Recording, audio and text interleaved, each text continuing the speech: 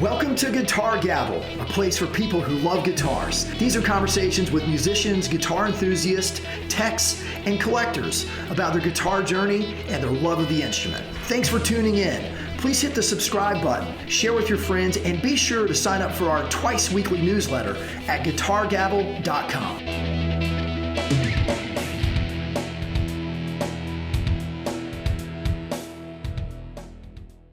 Hey everybody, David Still here. Welcome to the Guitar Gavel podcast, if I can get my words out. I say that because my guest, which I'm so delighted to have, Pete Flynn, and I have been hanging out for 37 minutes now, almost 40 minutes, and we decided we better hit record or we're going to be here until the morning hours tomorrow, which would be totally fun. We can keep going after we're done. So twofold. For everyone listening and watching, thank you very much for your time. Your time is your number one asset, and it means so much to me that you would sit back and enjoy the show, whether, again, you're watching or listening. I hope you're watching because we're going to have some goodies to look at. So thank you for that. If you like the podcast, please hit subscribe, give us a thumbs up, whatever. Also, want to say a big thank you to Pete for being here. Pete, thank you so much. There's so much to talk about, and I hate to use the word unpack. There's so much to discuss, as I've discovered in the last 35 minutes. I don't know how this is going to go because there's 80 different directions, and we're just going to go wherever we can. But I'll back up and say that Pete has spent his life in the music business, mainly now doing guitar work, but mainly I should back up and pickups by Peter A. Flynn, which if you figure out his initials, I'll let y'all do the math and Pete will talk about that. That will interplay into some of the pickups we'll talk about today. So Pete, thank you very much for being here, man. Oh man, thank you for having me. And it's a pleasure. I'm, as I say, I'm as guitarred as the audience is. So I love that. Well, Pete can sing, you play bass, originally a drummer. Yep. And, frankly, my connections through the grapevine, whether I already know you're not going to subscribe to this theory, but the word guitar virtuoso was actually used. And I know you will deny that vehemently. And that's absolutely. And that maybe my grapevine is just full of crap and they were fine. Their way to get you on the podcast. Yeah. So we'll probably talk a little bit about drums because it's part of your story, or maybe more. We might end up more about drums, but nonetheless, tell us about your early musical influences. Then I guess if you started on drums, how that looked and just how it all began. Well, it really started. I started playing drums around 12 years old, but even to go back further, in the summer of '69, across the street from where I grew up, this band always rehearsed. I had no idea who they were, but there were no air conditioners or anything, so the windows are open, the screens are on, and you're hearing music blast. And my brother Michael and I we'd scoot across the street and sneak up on the porch and peep through the window, and here's these guys playing, And there was just some sort of an influence that went on there. And I grew up like everybody else in the late '60s and '70s, listening to WLS and CFL and all the AM, just pop radio. And you would get Elvis or the theme song from Hawaii Five-0 or Cheech and Chong, Eric, anything and everything, which was great because you were exposed to everything, which you're not today. You subscribe to like one certain type of music or something. So I just had influences all over the place. And then when we started a band as kids in junior high, and this is typical because I'm talking to guitar players right now, primarily on your podcast here, is that there were so many guitar players in the neighborhood and a bass player and no drummers. And my brother, being the older brother, he wanted to play guitar. He's like, so you're going to play drums? I don't want to play. You didn't get to pick. I want to play guitar. But, that's just how it went down. And I'm glad it did. You look back and you're grateful for what you were handed. And, I got to the point where literally 50 years later, so the band that was across the street practicing from me when I was a kid when I was 7 years old was the Flock from Chicago. And that was Jerry Goodman was on violin, who went on to play with John McLaughlin and the Mahavishnu Orchestra.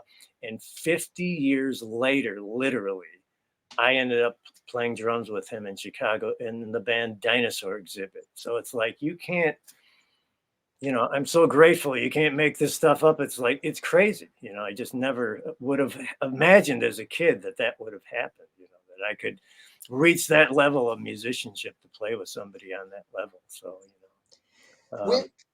but I played drums up until 86, and I injured my back, my spine, my vertebrae in a stupid touch football game.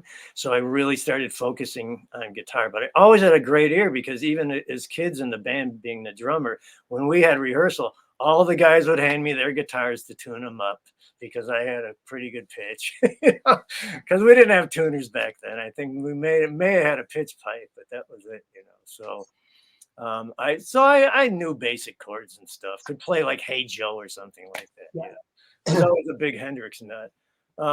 So when I injured my back in 86, I started focusing on playing blues guitar, because by then I had a guitar business and was building guitars for Luther Allison and Lonnie Brooks and Nick Tremulis, a lot of Chicago blues and pop guys, artists. So I just gravitated toward the blues, and would just go out and play blues all the time. And now I'm still playing guitar and drums all these years later. You're all right. So your back isn't feeling great at this point in 86. So I got to ask, did you go for like the lightest guitar you could? What it was? It was just more of the aggravation of sitting on the stool and the pressure on my spine at the base of my spine. That's where the last vertebrae that I ruptured, the disc there.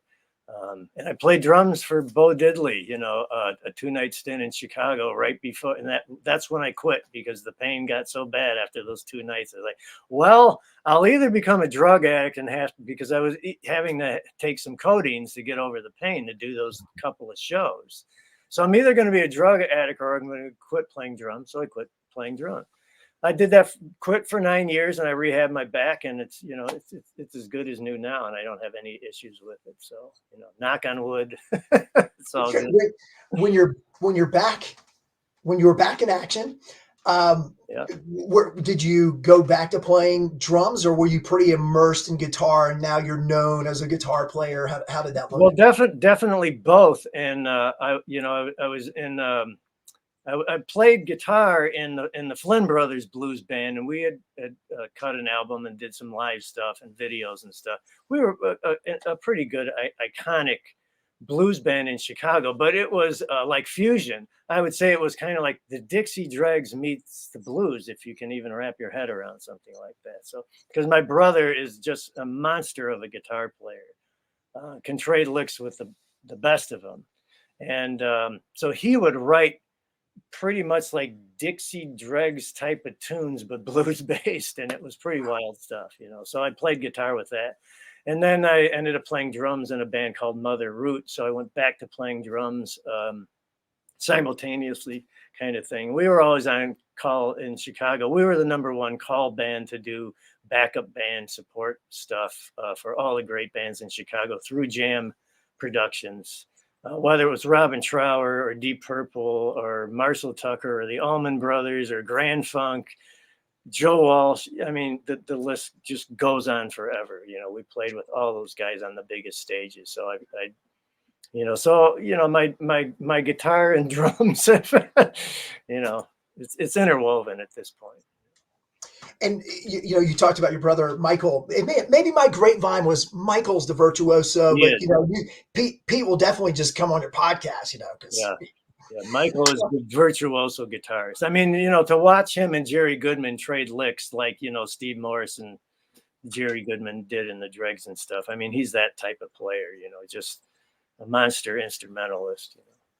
And he sings too and plays bass and plays organ. So.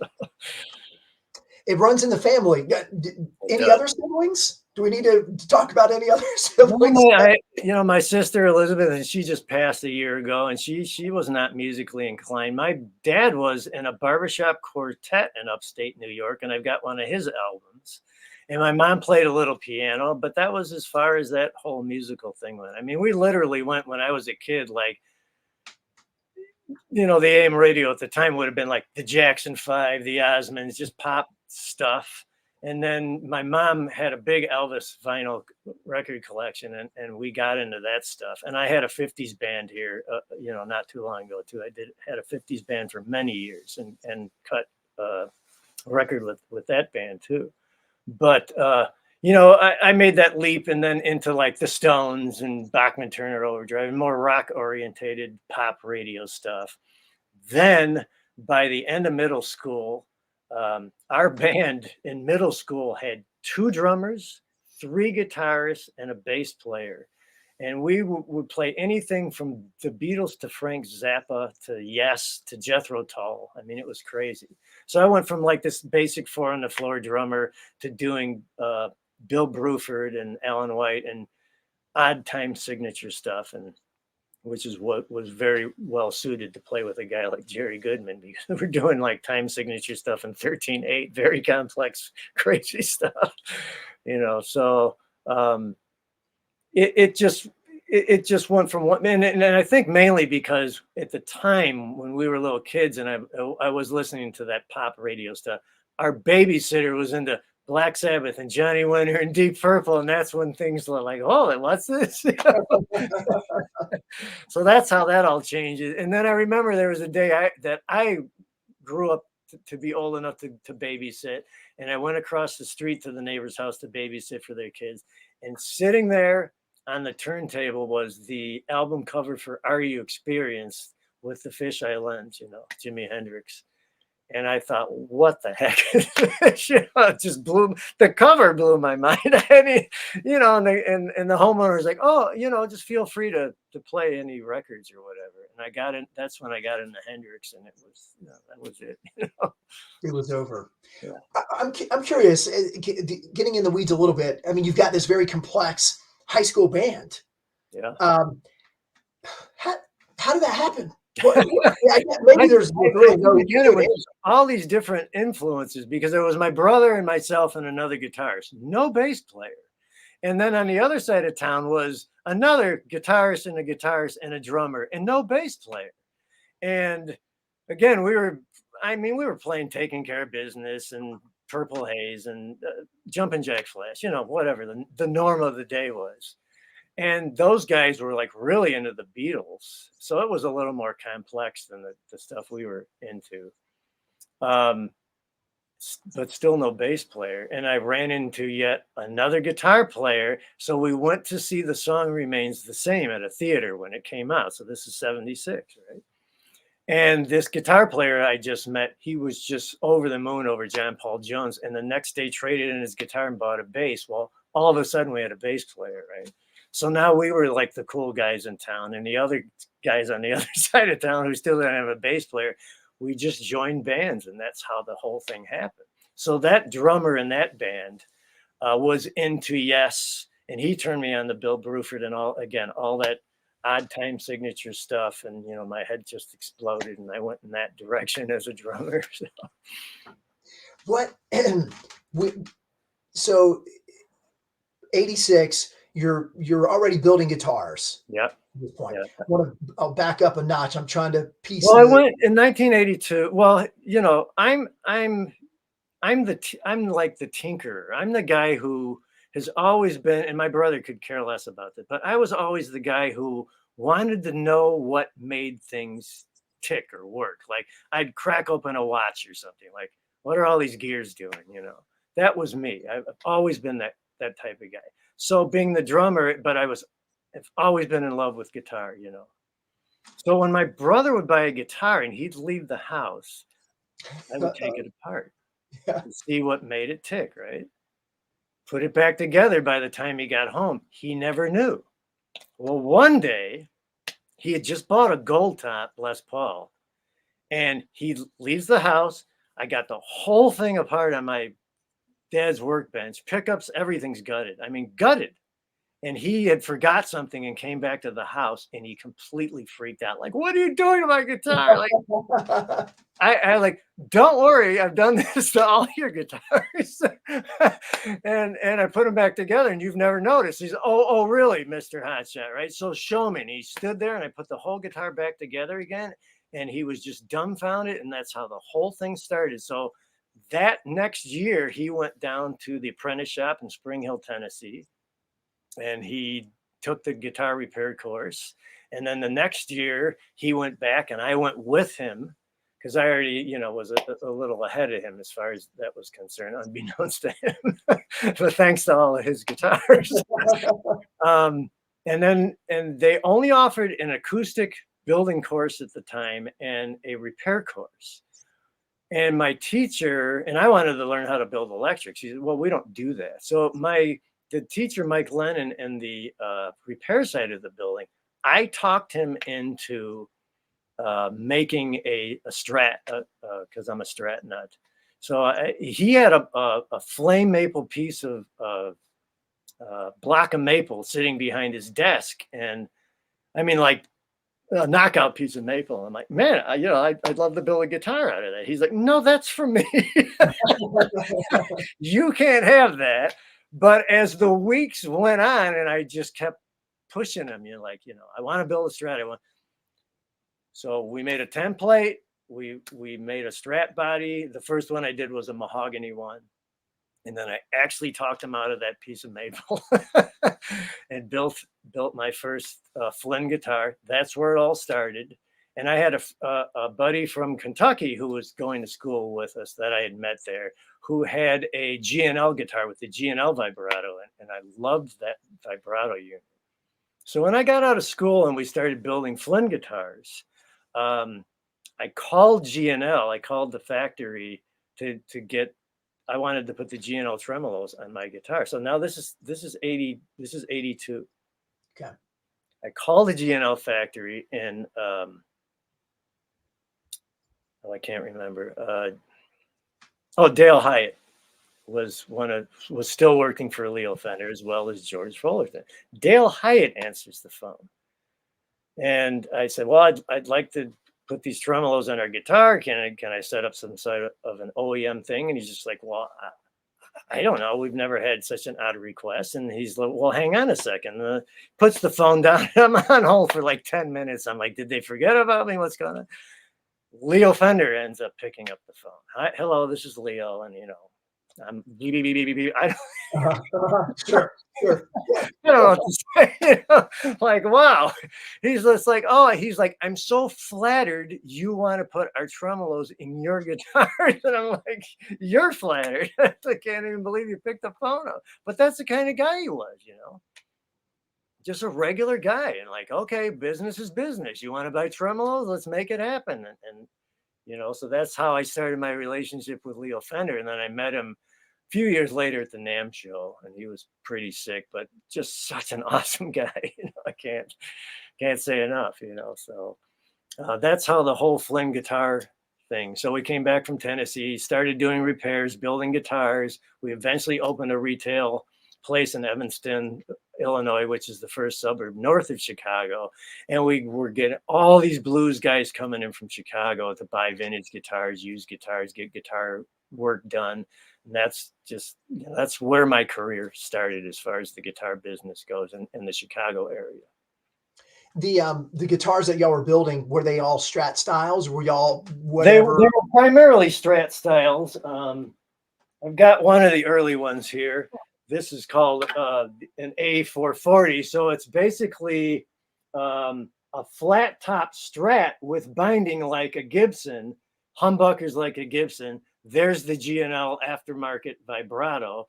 And at the time, DiMarzio was building our pickups for us, and a Strat neck. And as you see, the headstock's very reminiscent of the Kramer headstock, but it's much sharper. It's more of a shark tooth. And there's 2 F's for my brother, Michael, and Peter Flynn. And that's how we came up with the logo. And it was me and myself and Mike, and then a friend of mine, Ben Cothran, who was the rhythm guitarist in our high school band, and we all went into business together. That's how Flynn Guitars started. We just wanted to come up with something that was different, and it has coil taps in it too, so you could get single coil tones out of it too. So we built 43 guitars in a decade, so not many. And most of them were in the Chicago area. So we did things just got so busy on the retail and the vintage end of things. We just did not have time to build and do that. It was pick one or the other. And the guitar building, just there wasn't enough of it going on to make it viable enough to do that full time.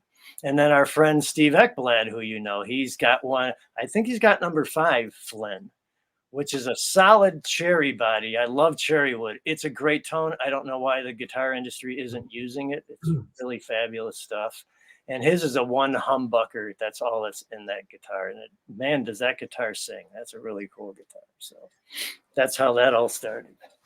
Did you keep did you keep many Flynn guitars? I guess you could just make a Flynn guitar, whatever. Did you keep any more than that one? Well, this one came back. I think it was a trade or something. We didn't keep any. We had to sell everything we could just to make ends meet. So I kept the first one, that flame maple one I built. I have that. That's hanging here on the wall too. So that's cool. I mean, and how long was Flynn Guitars? How long did that was from 1984 to 2008. So recent history. Yes. Okay. Yeah. So y'all ran that for a long time. Yeah. Oh yeah. Yeah. A good 30 years. Yeah. Did in terms of guitars that came across your bench for repairs? Oh boy, Prince's Cloud guitar. that always sticks in my head. And again, because we worked with Jam Productions in Chicago as a band, if they had somebody come into town and there was an issue, they'd send the artist up to Flynn Guitars. I had Robert Cray's Super Reaver. He blew one of the speakers in there. I had to fix that. Motley Crue, Fabulous Thunderbirds. I mean, it's just Los Lobos. It's endless. I mean, it's just endless how many artists had come in the shop and that I had the privilege of working on their instruments. Instead of asking what was a favorite that came through, because that can be daunting and impossible, because in many ways they're all favorites, could be. Do you recall an especially nerve-wracking or stressful? Is there one that sticks out? That might be more fun than what was. Yeah. There's one that sticks out because, basically even back then, so this would probably be the early 90s. I had a 59 Les Paul Flame Top come across the bench, that needed some work. And, you're sitting there like, well, if I drop a screwdriver or something, my career is over, right? So that was the intimidation factor. Nothing happened, but, it's just those things that kind of stick in your head. That was Tommy Gwenda's Flame Top, and he was in a couple of iconic Chicago pop bands. At the same time, Cheap Trick was up and coming. So I always dealt with people like that. So to digress a little more back to my childhood, by the time I was 12 years old, there was a vintage guitar store in the next town over in Wilmette called Northern Prairie Music, which ended up becoming Hamer Guitars. So Paul Hamer was there, and Joel Danzig and Chris Meisner, all the guys who started Hamer Guitars at Northern Prairie Music. So on any given day, would walk in John McLaughlin or Johnny Winter or Jeff Beck. I mean, it was like we were just in the right place at the right time. Wishbone Ash, Leslie West, a Mountain, whatever, So I'll never forget the day I first met Rick Nielsen. I think I was either 12 or 13. And we hear like this blaring guitar coming out of the store, and we're running up the sidewalk to get in the store to find out who's there. We open the door, and it's like, there's just this guy sitting there with his head down. C chord, G chord, D chord, like, oh, that's strange. Then we turned around and look at like the picks and the straps and the showcase or something. Blaring guitar again. We turn around. C chord, G chord. So right away, Rick Nielsen was a clown and just doing his shtick from the get-go. So that was my first experience meeting him. Like, okay, now He was playing with us, he was playing Yeah, with yeah. from the word go. So yeah, again, so many stories, so much great stuff that I experienced. Again, being in the, everything in life is about timing and just being in the right place. So It is. And to that point, timing is very important, but the hard work, there's something about putting yourself in the position for yeah, the timing to occur too, yeah, oh that you yeah. have to No, I remember, when we opened Flynn Guitars and I was still working two other jobs, I was getting 4 hours of sleep, a day. That's how it went. I was in the spray booth at night, or in the wood shop building, and then in the retail store during the day. And I worked at a clothing store and I pumped gas and, all the stuff everybody does. Do you find working on guitars to be cathartic, or I mean, do you is there some sort of mind release when you're on a good project that I, is I, I think there is, well, for me, I mean, it's this, satisfaction of almost like there's a resurrection going on, like when you're doing a refret. This thing's unplayable, it's a basket case. It's been played to death for 40 years. And then you get this thing up and running again. I mean, there's just a lot of pride and joy going on there because, I never thought about it that way in the past. But I work 3 days a week now, still currently at the Music Gallery in Highland Park, which has been there 50 years. And again, they've dealt with the Beach Boys and everybody. It's an iconic guitar store, mom and pop store. And the owner there, Frank, I don't know what I was thinking one day, but it was kind of like, what kind of meaningless job is this? Putting strings on a guitar, whatever the heck. And he's just like, you know what? He's like, it's guys like you that make the world go around, because there's some poor guy comes home from the grind of work, and instead of reaching for a drink or whatever, he grabs his guitar, and that's his solace, and that's his getaway, and that's his happiness. And it's like, you help people find that. And I never looked at it that way, and I'm always thankful that Frank had brought it up in that fashion, because he's absolutely right. When I'm done after a 10-12 hour day, what do? I grab my guitar, I go sit on the couch, and that's it for me, man. That's bliss. yeah, yeah, that's cool. I know you've got a couple of guitars, or well, more, but a couple to maybe take a look at. We're seeing one. If you've got one within arm's reach, I in do. no particular order. Well, let's digress back to my Leo Fender days. So Okay. I have this beautiful museum piece. This is one of the first K&F lap steels. So this is a pre-Fender instrument. This is K&F. So that's the company that Doc Kaufman and Leo Fender started in their radio shop in California in Fullerton in 1945-46. So Doc Kaufman built all of the bodies. He did the woodwork, and he would put the finish on, and it was an enamel, and he baked these in his oven. This was baked in Doc Kaufman's oven. The finish has since on this one fallen off, but Leo Fender did all the metal work, and he built the pickups. And on this one, it's kind of a horseshoe like a Rickenbacker. The magnets are here on the outside of the pickup. Now, this pickup needed to be restored when I bought this at one of the Chicago vintage guitar shows. I sent that to Seymour Duncan. I've been working with him since 1985. He restored this pickup for me, and it's just made out of paper and windings. So the paper just dries up and starts to deform and do funky things. So I've had to fix this pickup again recently just to keep it up and running. But that's basically a museum piece. This is number 850. So Doc and Leo actually made quite a lot of guitars. And then, of course, Leo made all the amplifiers too at the time.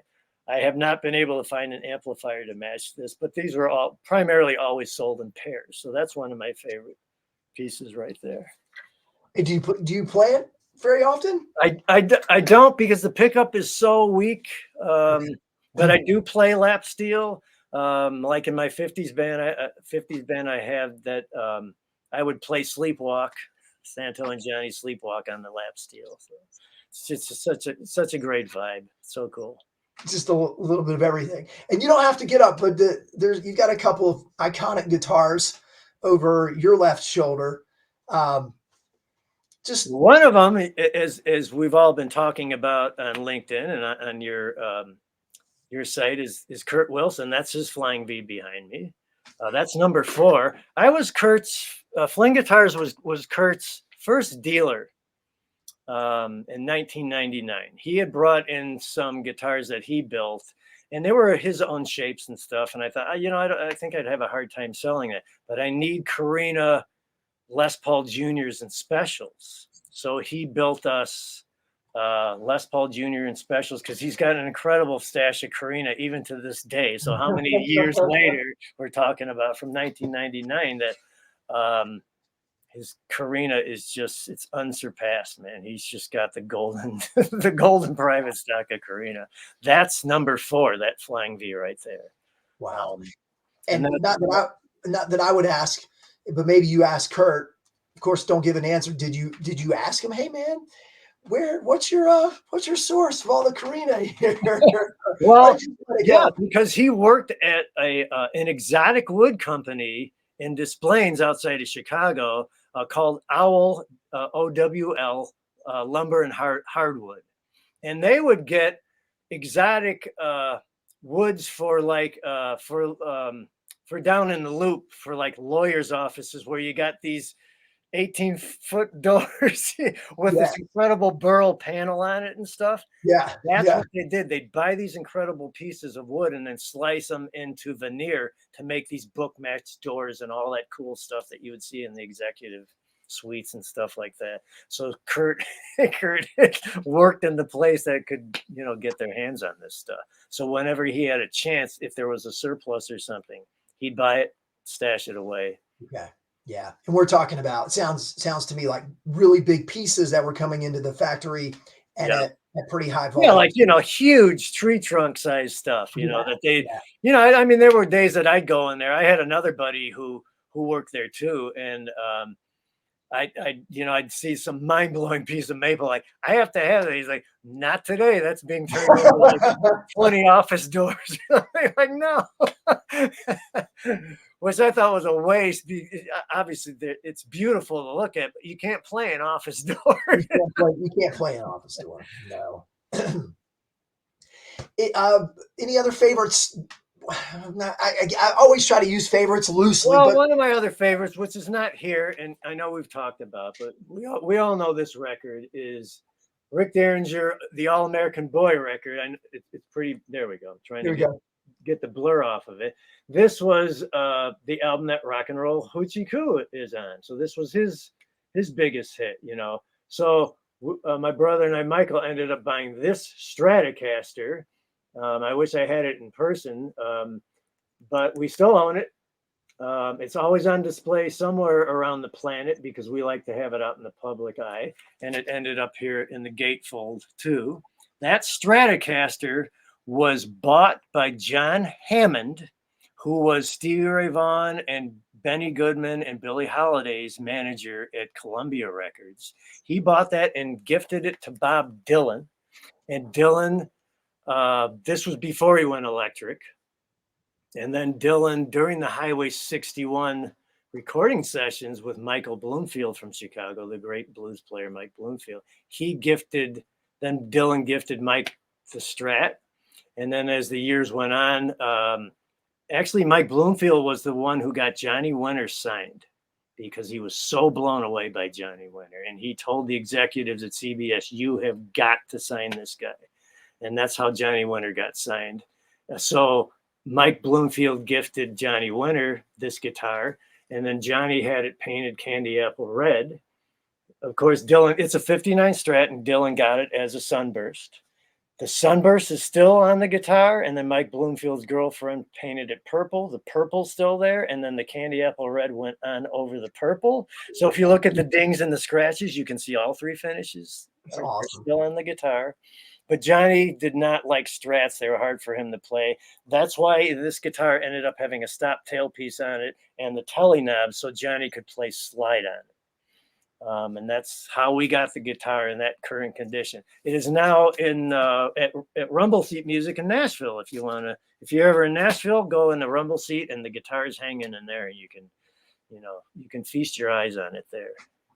That's really cool. And that's so special of you and your brother Michael to share. We were talking about this a little bit before. I mean, y'all are the proper owner, but many instruments kind of deserve to be in the public domain on display because of their historical importance and to be shared and loved, because if it's back in someone's private collection in a drawer, Yeah.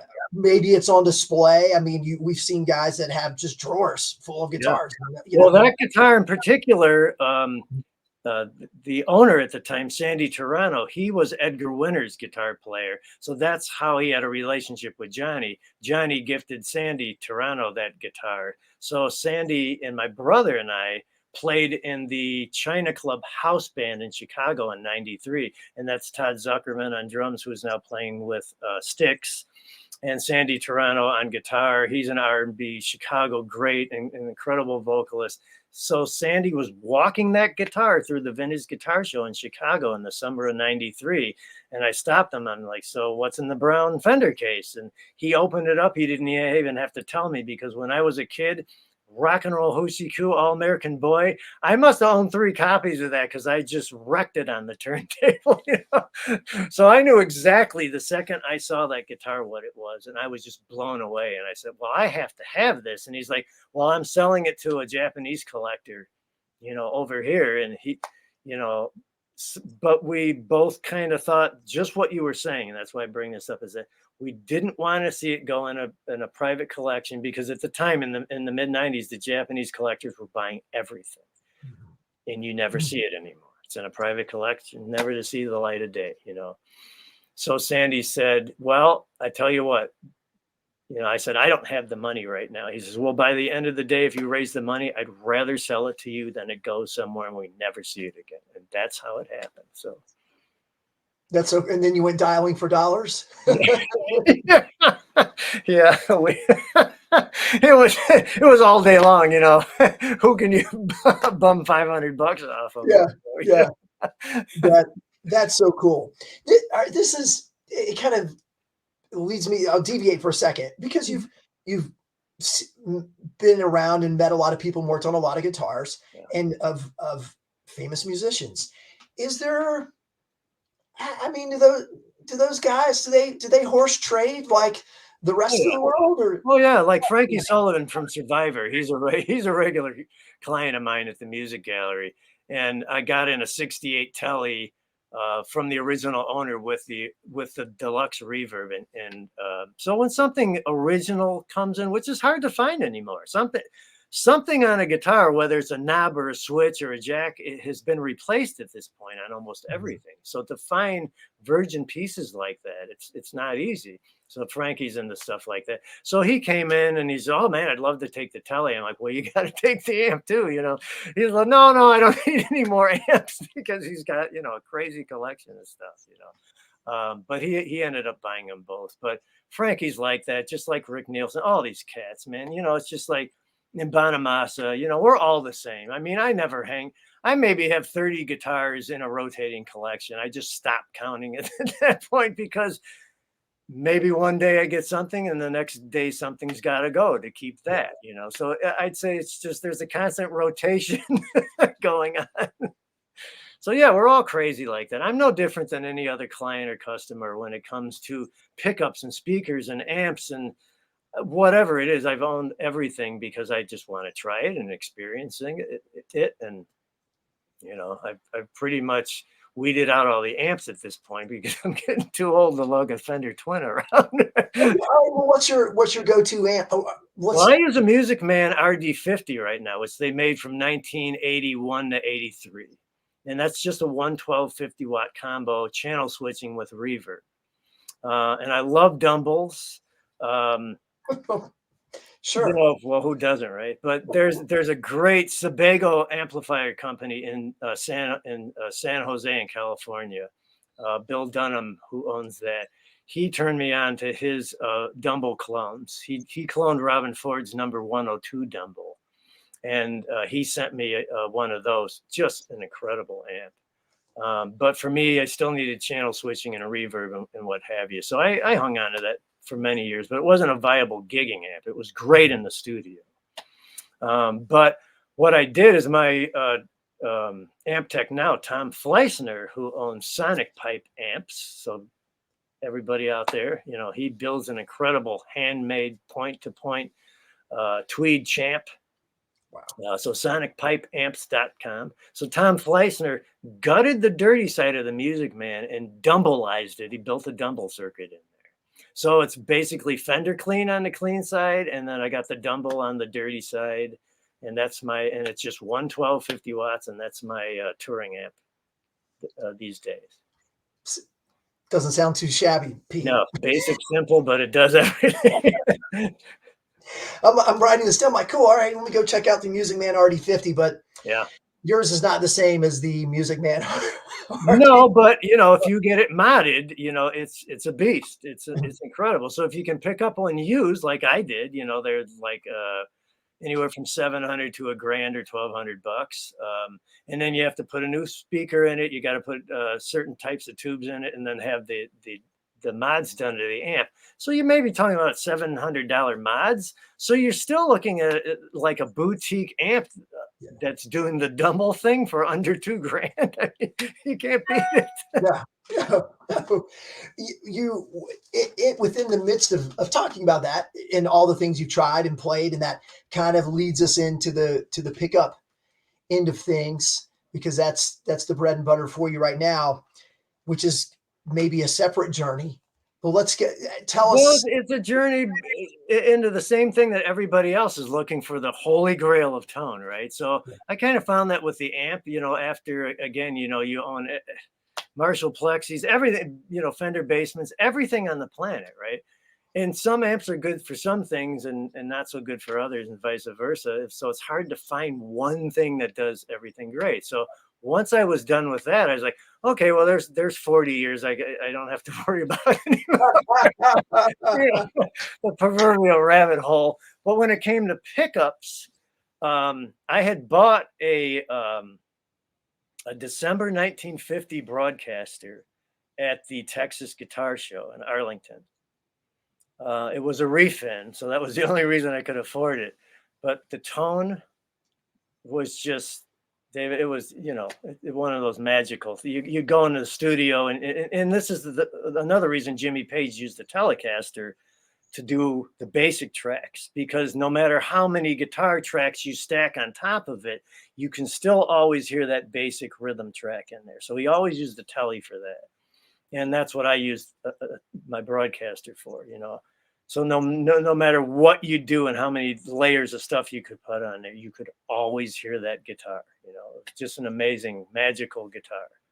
So what I did is I cloned it. It took me about a year to copy the neck and clone it. It was a Tadeo Gomez neck carve. It was incredible. It took me about a year to clone that guitar. And then I had Seymour Duncan make me a set of broadcaster pickups. And they were great, but they still didn't sound like the real thing. So now, again, fast forward another decade, I'm in a Tom Petty tribute band now, and I'm doing all of my Campbell parts. So primarily all the parts are done on my broadcaster, because that's what Mike Campbell done, American Girl, everything's on the broadcaster. But the pickups still weren't right. And I had gotten maybe my fifth set of pickups. So again, like our viewing audience out there, I've owned every pickup on the planet, okay? 50 different sets of Strat pickups. I've owned all of the PAF clones, from Antiquities to Wiz to Dave Stevens, you name it, okay? So it was no different with the broadcaster pickups. I had this set come in from overseas, waited quite a while for them, put them in the guitar, and I couldn't have been more disappointed. That's what led me into the pickup building business. I had just started doing rewinds about a year before. And I hate to bring this up because I don't want to scare everybody out there, but I started doing rewinds because we're at the point in time that all of these old pickups, 50, 60, 70 years old, the enamel, which is the insulation protecting the wire from shorting itself out in the pickup, is all starting to break down. So sooner or later, every pickup on the planet is going to need to be rewound.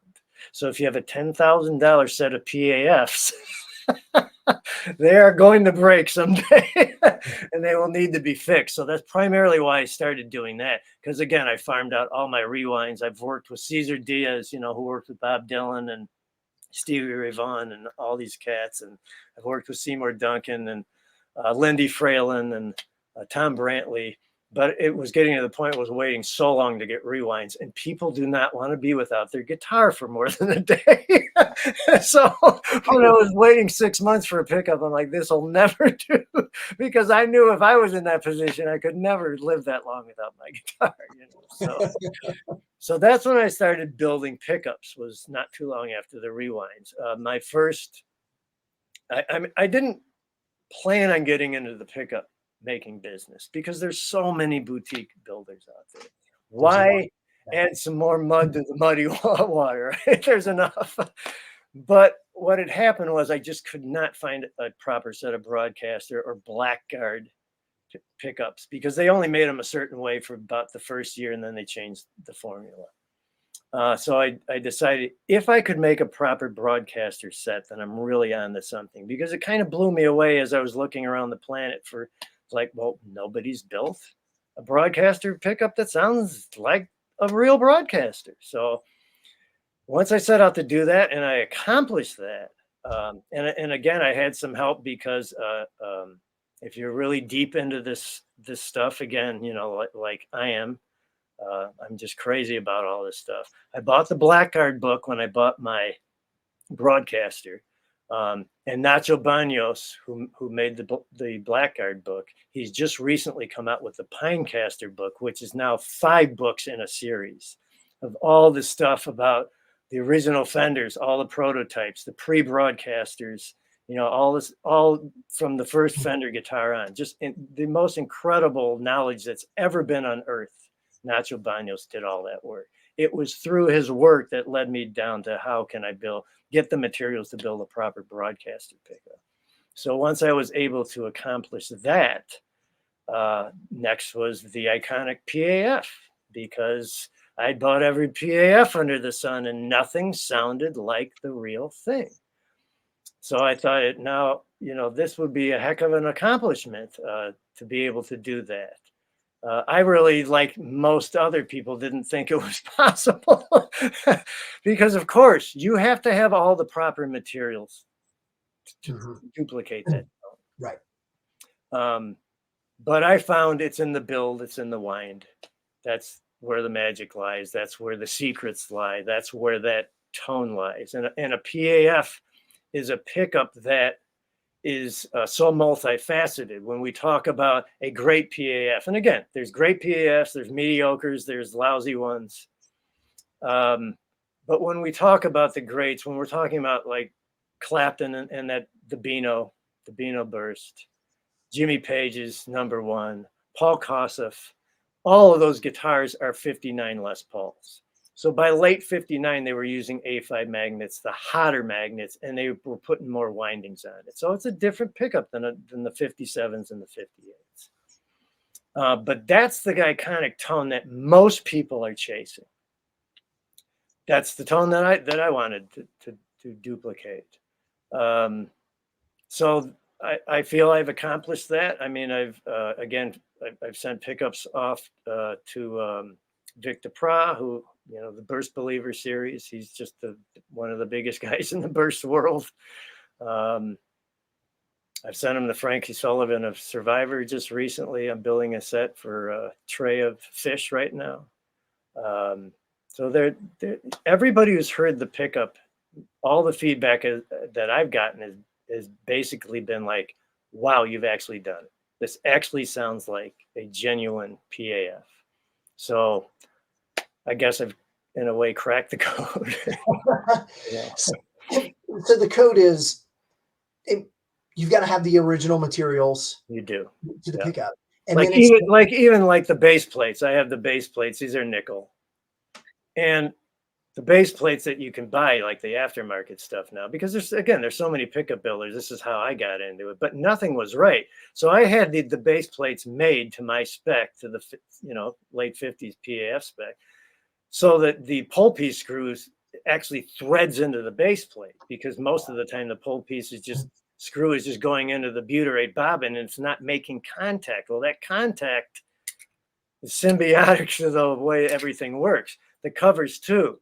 Kudos to Throwback because they're making the most authentic covers. All the covers, aftermarket covers, are way too thick, which squelches the clarity and the high end on a PAF. So they've made correct thickness PAF covers. Mine are coming in about 3-4 more months. I've had mine made from the ground up too, from scratch, because the cover, and this is another one of those PAF things, is that a lot of people don't think the cover has anything to do with the sound, and whether the cover is on or off, it has a lot to do with it, because when the cover is on, it is squelching some of that high end.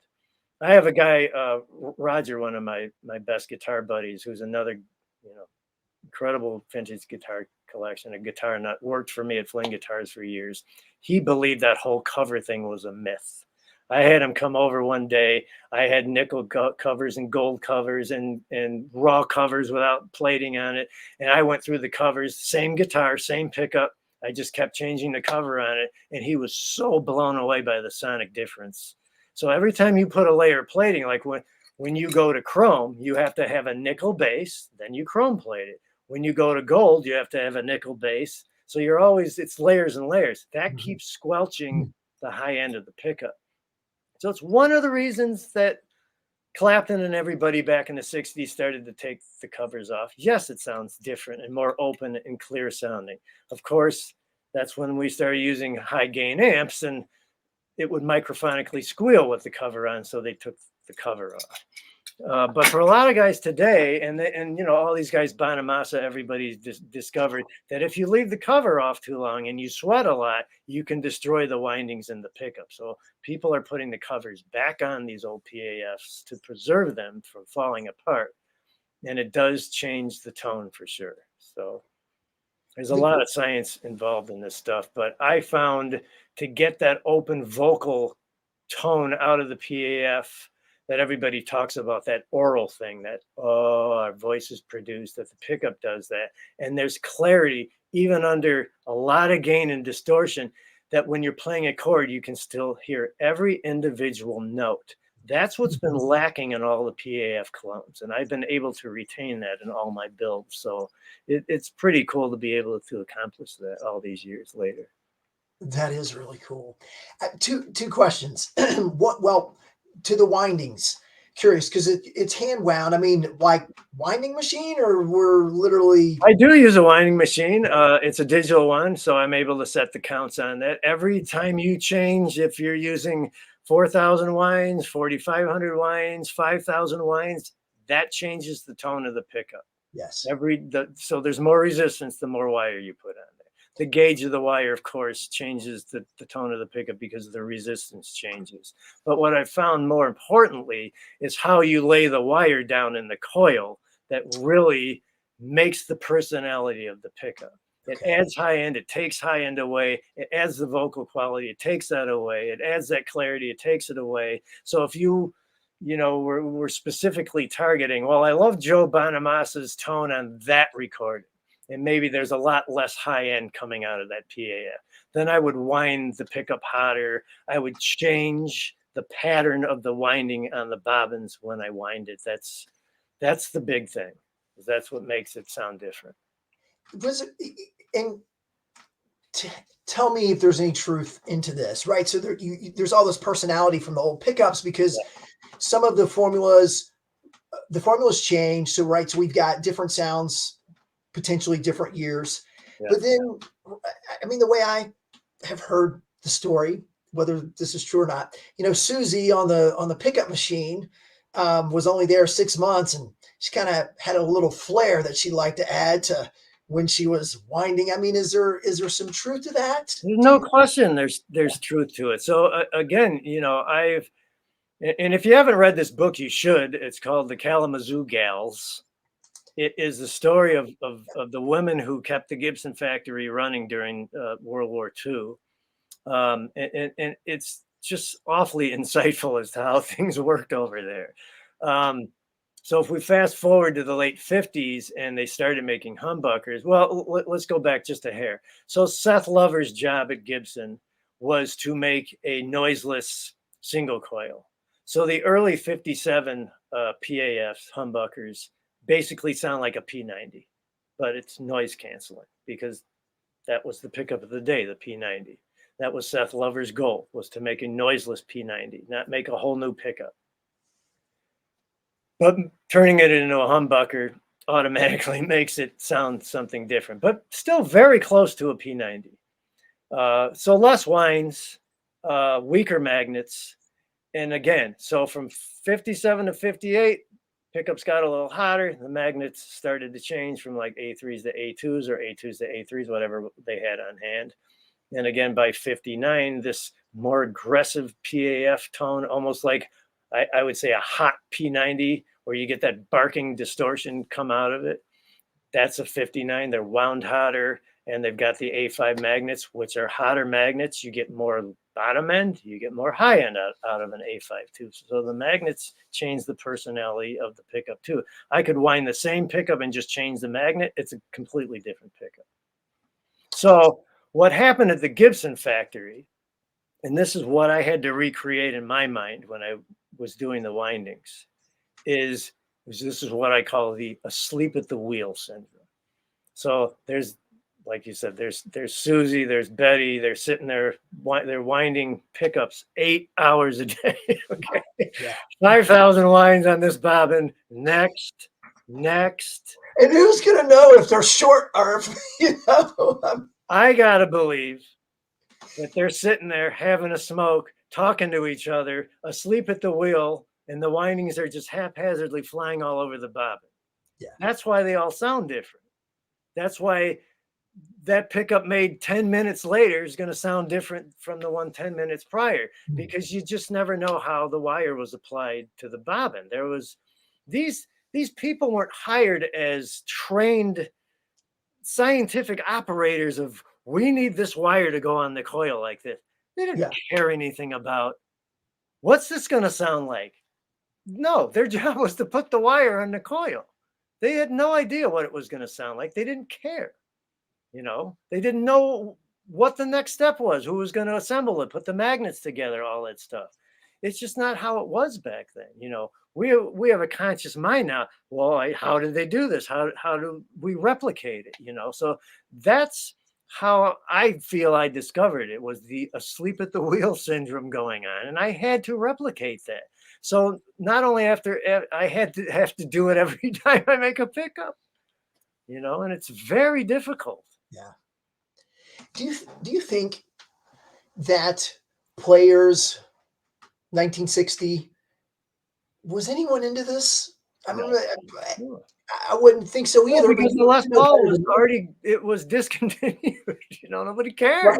Right. That's true. Yeah. It failed. I mean, it just failed. You know, after it became a gold top, they were trying to spruce it up, hence the flame top. The sales just by 1960 plummeted. So of course they built the Les Paul SG. It was a different shape, still called a Les Paul, but they were trying to come up with something that would sell, and it certainly wasn't the Les Paul standard.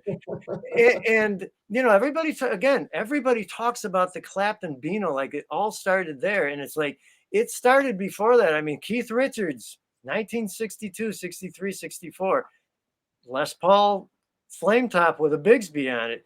You know, he was on a bunch of television shows with that, and I think, and I could be wrong, but I think that's what, because Clapton obviously was into Freddie King, and Freddie King played a Les Paul. Clapton couldn't find a gold top, but Keith Richards was playing a flame top. That's what they had in England at the time. A couple of import used Les Pauls from dealers who couldn't sell them in the States. Mm-hmm. So you're talking about 5 years later, they were still sitting in U.S. guitar stores. You know, they couldn't sell them. So I think that was part of the equation, was not just the Freddie King gold top, but that Keith Richards was playing a burst, happened to be a burst. So Clapton went out and got a burst, and then the Beano thing came. You know, that the whole Clapton and the Blues Breakers thing, it just sparked a whole new thing. And Clapton also knew at the time that Mike Bloomfield was playing a burst. So that's just really where the whole Les Paul started to come back again, because it was dead in the water, clearly. I mean, like the Stratocaster. Before Hendrix, what was the flagship? It was the Jaguar. And then next, number 2 was the Jazzmaster. Number 3 was the Strat. Number 4 was the Tele. But the Teles were still selling because it was a utilitarian instrument. Nobody wanted a Stratocaster. So if it wasn't for Hendrix, the Strat would have died probably the same death, the Les Paul did for a while anyway. So it's pretty interesting to look at, the history and the lineage of this stuff. Do you think I don't know if irony is the right choice of words to use, but I mean, it's just one of it. You might be able to pick up what I'm putting down. They just made them, Susie and Betty and whomever else, and then lifetimes and decades have been spent, rightfully so, but trying to find and recreate. Yeah. I don't know. Again, I'm not sure if irony is the right word, but in some ways, it's almost comical, but it's not. I mean, it's serious, and we want this, and we want the sound that we want, and we want the sound that we heard and that was there. But there is, I don't know, there's something otherworldly. I don't know. It's all a little bit of a hoot to some extent. It certainly is. Well, again, nobody really cared that much about any of this stuff, except for a handful of players. And I think, again, when you look at the English guitar market at the time, because there was an embargo on it, you couldn't get anything. So whatever was available was available. I mean, let's look at Hendrix, or any of the Beatles. I mean, there were no stage monitors. I don't know how these guys even heard themselves. They made do, but let's face it, they just bought what was available. There was no conscious decision. Oh, I got to go, find a December whatever 59 burst, because those are the best pickups. Nobody cared about any of that nonsense. It's just, that's how it was. So yeah, it's taken us another 40 years to go backwards. I think the real difference is that at the time, even that everybody took pride in their job, and they were lucky to have a job after the Great Depression and the war and everything. So no matter what your job was, no matter how menial it was, you did it to the best of your ability. And I think that's why there was magic in those vintage guitars. It was human sweat is what the magic was. Right. There was no other way to describe it. So by late 60s, where Gibson brought the gold top back again, everything was production by then, and nothing was the same. It just was never the same. And but that's how manufacturing is. You keep moving forward. And speaking of manufacturing, your pickup covers, I'm curious. So you spec those out. You did the homework. You figured it out, and that process with going back and forth with your supplier. This is a random question, but it's many suppliers. With many suppliers, but I mean, it's an integral part of what you have created.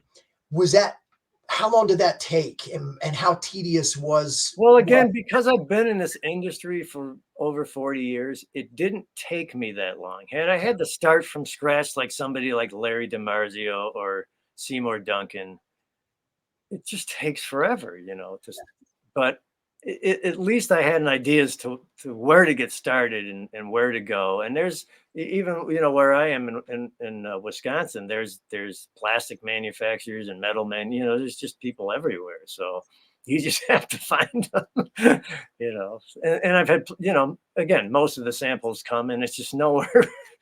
Oh, we got it nailed. Here it is. And you get it and like, this is a complete joke. I can't use this. So it's not easy, but yes, I've had a leg up because, I've known so many people in the industry for so long. So it didn't take me, but probably less than a year to get up and running and make really authentic killer sounding pickups. So I'm lucky that way. Well, again, but it's all, it's decades of experience and your It hard is, work. And yeah, your because I have design pickups that Seymour has built for me in the past, and I designed pickups that the Fender Custom Shop have built, and I worked with G&L to make pickups with them. I've got relationships with Paul Reed Smith. I mean, it's just all over the place for 40 years. So yeah, it's good to know people. and uh, with your pickup, well, Joel Danzig recent, I think it's in this is April, the end of April, in this month's Premier Guitar, April 2023, or if it's next month's, wrote about wood. Yeah.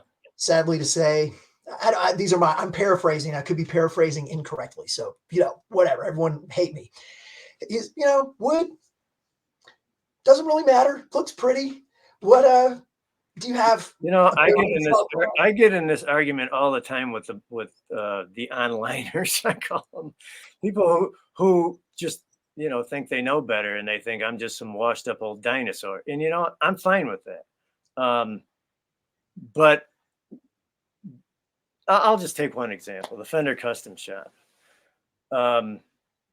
They specifically put aside tone woods to build certain models, like the Rory Gallagher's got to sound like Rory's guitar, right? They already know in block shape, in the weight, and when they tone tap the wood, how it's supposed to sound once it's cut out and assembled and all. I mean, they've just got the science down, man. It's incredible. Again, it's taken 40 years, but it's really mind-boggling how they've just got it to the T. So maybe a master builder will be building 2 Rory Gallagher models, and he'll ask one of the team guys, bring me 7 bodies. And then the master builder will take the 2 out of the 7. Those other 5 will go into maybe a Rory Gallagher custom shop, not a master build. So they know, and there's no question about it that, and again, myself building guitars. When I built my first burst, I built my own burst. I wanted to build a burst. I got a Brazilian rosewood fingerboard from Dean when I worked with Dean. I got some Honduras mahogany from a carpenter friend of mine, Scott, who he's had this thing that he got from his boss. So this piece of mahogany is got to be at least 80 years old. So I sourced out, and then I got a Eastern maple, flame maple top. Got all the right materials. Took me 2.5 years with assistance from another luthier to build this thing. Got the Italian binding, the whole 9 yards. And it just sounded amazing, like in a 5-foot plank form. When you tapped it, it just had this amazing ring to it. So, and then you'd find another piece of mahogany dead as a doornail. But this is even more mind-blowing. Once the guitar was done, and it turned out incredible, but it was way brighter than I ever imagined it would sound. But with the right set of PAFs in it, it's almost Telecaster-like. So it's really cool in that sense, but not what I was hearing in my head. Yeah, so 2.5 years. Here I was doing all the right things to pick out the right pieces of wood, and it just didn't do what I had in my mind, So, and so I tell all these guys, who are doubters, like, it's all in the electronics. You can, and I've seen the YouTube video too, where the guy's just got strings across a bench and yeah, that's right. The whole thing. And I don't know how it's recorded or any of that stuff. It's all a bunch of nonsense to me, because there is no question. If you pick up anything and you tap on it, this object produces a tone, this object doesn't. Okay. Whether it's a piece of brass or a tree branch or your tabletop, right? Some things produce tone and some don't. Well, once you put a microphone in there, which is all a pickup is, it's doing is amplifying the tone you're listening to. So yes, there are tone woods and there is just no tone woods, and that's why there's specific wood used for guitar manufacturing to this day. Otherwise, you could just haphazardly use anything, right? So yeah, there's absolute truth to it. And the other secret is yeah, as we both know. Yeah. Yeah. We were both talking a few minutes before the podcast about, I think I'm a mediocre guitar player. It's like, yeah, you got to, look, there are the players, the Richie Blackmores and the Jeff Becks. These guys could put strings on a tree branch and it's going to sound amazing like them, but Yeah. there aren't that many players. The rest of us. Right. Right. Yeah, there's certainly something to be said about technique and being able to, whatever, however you want to call it, milk a note out of something, right? Milk some tone out of something. Yeah, for sure. Pete, your pickups are available on your website. Yep, PeteAFlynn.com.